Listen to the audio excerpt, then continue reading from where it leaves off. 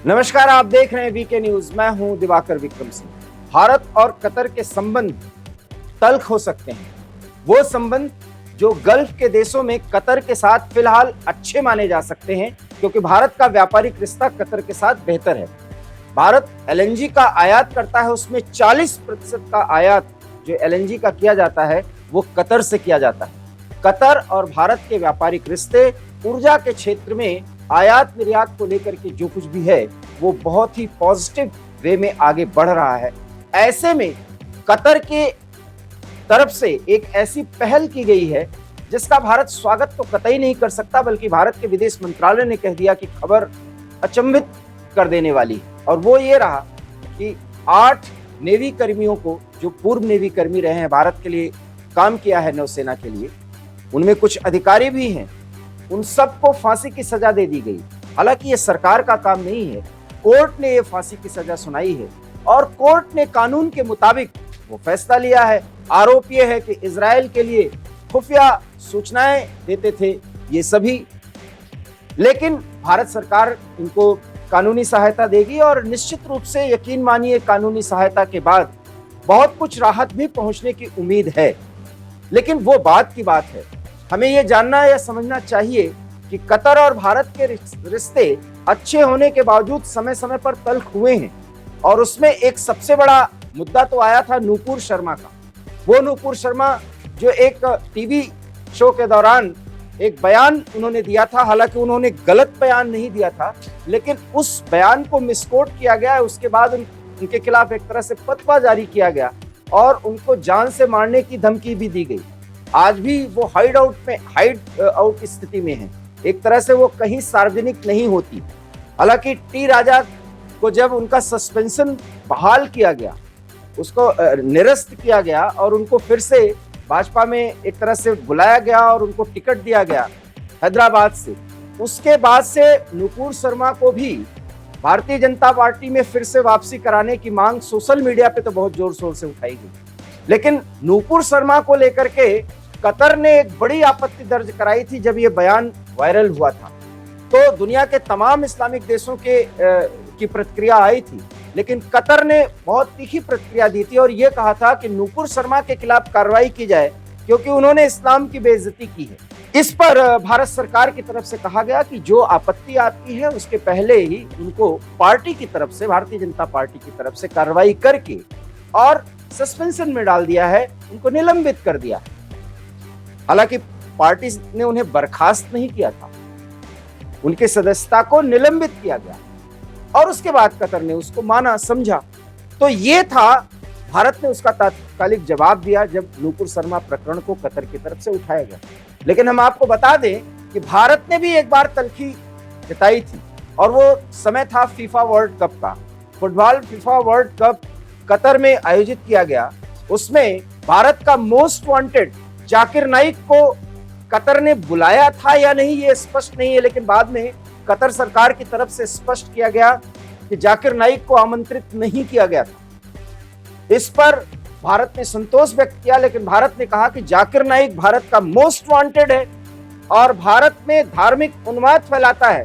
आपको पता होगा कि पीस टीवी के माध्यम से जाकिर नाइक किस तरह से सनातनियों की बेइज्जती करता था, सनातन धर्म का उपहास करता था और कट्टर इस्लामिक चरमपंथियों को बढ़ावा देने के लिए तरह तरह के नायाब तरीके वो ढूंढता था, जिसमें वो तकरीर के माध्यम से बहुत कुछ बातें ऐसी कहता था जो हिंदुस्तान में नहीं कहना चाहिए। लेकिन वो भी समय था जब यहाँ की राजनीति में किसी एक नेता ने, और फिर हम नाम भी ले लेते हैं, दिग्विजय सिंह ने एक बार जाकिर नाइक जी कहा था। वो जाकिर नाइक जो भारत के लिए मोस्ट वांटेड है। खैर, जाकिर नाइक को जब ये था कि उसकी गिरफ्तारी हो जाएगी और यहाँ सख्त कार्रवाई होगी, यहाँ से वो भागा और भागने के बाद मलेशिया और तमाम देशों में छुपते हुए कतर वो पहुंचा था फीफा वर्ल्ड कप को देखने के लिए। लेकिन कतर सरकार ने, जब भारत ने आपत्ति दर्ज कराई, तो कहा कि हमने फीफा वर्ल्ड कप के लिए जाकिर नाइक को आमंत्रित नहीं किया था। जाकिर नाइक ऐसे किसी कारणों से वहां पहुंचा और फीफा वर्ल्ड कप में वो सार्वजनिक तौर पर दिखा और भारत सरकार की आपत्ति को हम दर्ज करते हैं और ऐसा हमारा कोई उद्देश्य नहीं था। तो ये तल्खी भारत ने दिखाई थी। लेकिन एक ऐसा भी मौका था जब भारत ने बहुत अच्छे जेस्चर्स दिए थे, उसका तुर्की ने, माफ करिएगा, कतर ने बहुत अच्छा जवाब दिया था। 2016 का वो समय था, 4 जून का वो दिन, जब कतर की तरफ से योग दिवस कार्यक्रम का आयोजन किया गया। प्रधानमंत्री नरेंद्र मोदी की तारीफ की गई उसमें कतर के सरकार की तरफ से, और उन्हें माना गया कि योग के रूप में पूरी दुनिया को एक नायाब तोहफा भारत की तरफ से दिया जा रहा है। और कतर उसको बहुत आगे प्रोजेक्ट करने के लिए तमाम उसने सुझाए थे, कुछ सुझाव भी दिए थे, उसको भी बहुत स्वीकार किया गया, और तब भारत और कतर के रिश्ते बहुत अच्छे बताए गए। लेकिन वही कतर समय समय पर कश्मीर के मुद्दे पर पाकिस्तान का साथ देता नजर आता है। कुल मिलाकर के यूएई और अरब के जो देश हैं, उसमें 2-3 देशों के साथ तो बहुत अच्छे रिश्ते हैं, रिश्ते तो कतर के साथ भी हैं। लेकिन कतर समय समय पर इस तरह के कुछ उदाहरण दे देता है, या वहां कोई ऐसी कार्रवाई हो जाती है जिससे लगता है कि राजनयिक रिश्ते बहुत खराब हो जाएंगे। और वही स्थिति फिलहाल अब बना है जब नेवी के 8 अधिकारियों के खिलाफ फांसी की सजा सुनाई गई। एक बार हम फिर स्पष्ट करें, ये कतर सरकार का कोई फैसला नहीं, ये वहां के कोर्ट का फैसला है, जिसे कानूनविद देखेंगे, समझेंगे और उससे 2-4 होंगे। और हमने आपको बताया था कि किस तरीके से इन अधिकारियों को, इन कर्मियों को बचाया जा सकता है, उसमें काफी जिरह की संभावनाएं हैं।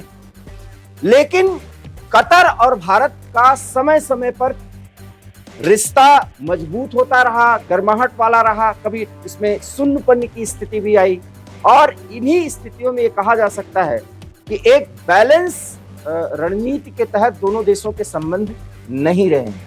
ऐसे में आपको क्या लगता है कि अगर नूपुर शर्मा के मामले में कतर ने इतनी तल्खी दिखाई, तो भारत ने जाकिर नाइक के मामले में कतर सरकार को फटकारने की कोशिश की, उसका भी बेहतर परिणाम निकला। ऐसे में इन्हीं 2-3 घटनाक्रमों को देखते हुए भारत सरकार पुराने अपने अनुभव के आधार पर 8 नेवी के पूर्व अधिकारियों, कर्मियों को बचाने के लिए एक बड़ी राजनयिक, कूटनीतिक और कानूनी पहल कर सकती है।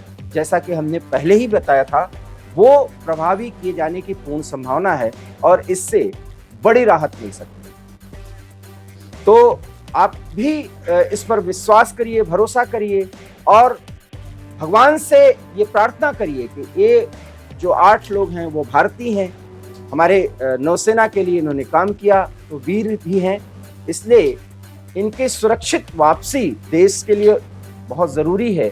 और इन्हें मृत्युदंड जो दिया गया है वो न दिया जाए, उसके लिए हमारी पहल इतनी कारगर हो कि कतर को कोर्ट और सरकार को मानना पड़े और सब कुछ सही हो जाए।